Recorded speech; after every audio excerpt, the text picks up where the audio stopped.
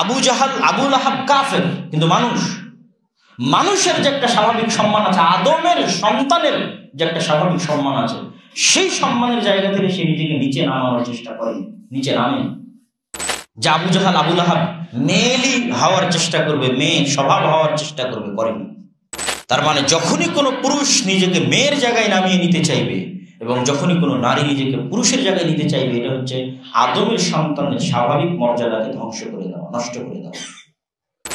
এবং এই ধরনের কাজের সাথে যারা জড়িত থাকে, ইবলিস তাদেরকে শুধু এই একটা কাজই করায় না, ইবলিস ওই ধরনের মানুষকে এই ধরনের কাজে রাজি করাতে পারে, যেই ধরনের মানুষকে সে আরো নিকৃষ্ট, আরো জঘন্য কাজের মাধ্যমে তার ইবাদত করতে বাধ্য করতে পারে।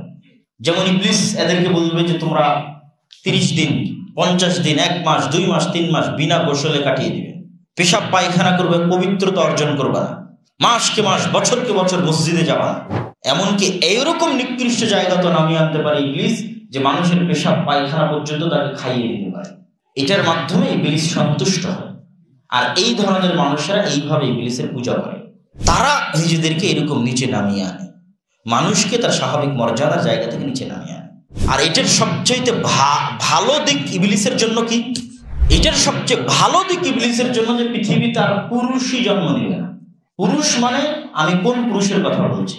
স্বাভাবিক সন্তান জন্মদানকারী পুরুষের কথা বলিনি। ওমর ইবনুল খাত্তাব যে পুরুষ মানুষের যে একটা গতি, গায়রাত, আত্মমর্যাদা, আত্মসম্মান থাকে। সালাহুদ্দিন আইয়ুবী যে পুরুষের একটা স্বাভাবিক গায়রাত, আত্মমর্যাদা, আত্মসম্মান থাকে।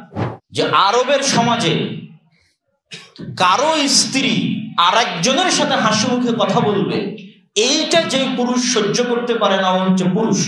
আর যার রক্ত পচে গেছে, ধ্বংস হয়ে গেছে, নষ্ট হয়ে গেছে, ওর স্ত্রীর সাথে ওর চোখের সামনে আর একজন যদি গুনাহে লিপ্ত হয়, তারপরেও তার মধ্যে গায়রাত বোধ কাজ করবে না।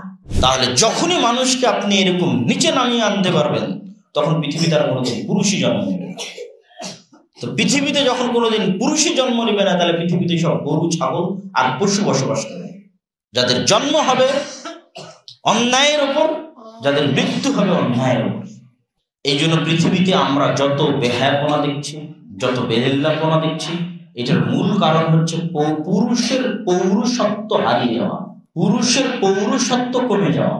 এটা এই কারণে নয় যে একটা মেয়ে বেপরদা অবস্থায় চলতেছে, না, ওই মেয়ের উপর যে দায়িত্বশীল পুরুষ, তার মধ্যে পৌরুষত্বের গুণাবলী নাই। ওই মেয়ের উপর দায়িত্বশীল যে স্বামী, যে বাবা, তার মধ্যে পৌরুষত্বের বৈশিষ্ট্য নাই।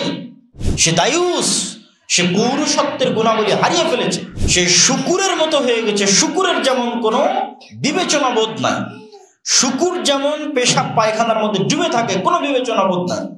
শুকুর যেমন আর এক শুকুরের নিতম্ব চাটতে পারে, কোনো বিবেচনা বোধ নাই। আর একজনের পায়খানা চাটতে পারে শুকুর, কোনো বিবেচনা বোধ নাই। তো মানুষ যখন অতিরিক্ত হারে শুকুরের গোস্ত খাবে, তখন মানুষ ওই রকম হয়ে যাবে। এই জন্য শুকুরের গোস্ত হারাম। কিন্তু শুকুরের গোস্ত খাওয়া ছাড়াও মানুষের চারিত্রিক বিকৃতি ঘটানো সম্ভব। এইভাবে ওইভাবে মানুষকে শুকুরের জায়গায় নিয়ে চলে যাবে, তখন সমাজে আর কোনো পুরুষ বসবাস করবে না। তখন কোনো মাই আর তারেক বিন জিয়াদ বলেন, ওমর ইবনুল খাত্তাব বলেন, সালাহুদ্দিন আইয়ুবী বলেন, জন্ম দিতে পারবে না। বাতিলের বিরুদ্ধে দাঁড়িয়ে কেউ হুঙ্কার দিবে, এই হুঙ্কার দেওয়ার মতো কেউ পৃথিবীতে জন্মই নেবে না।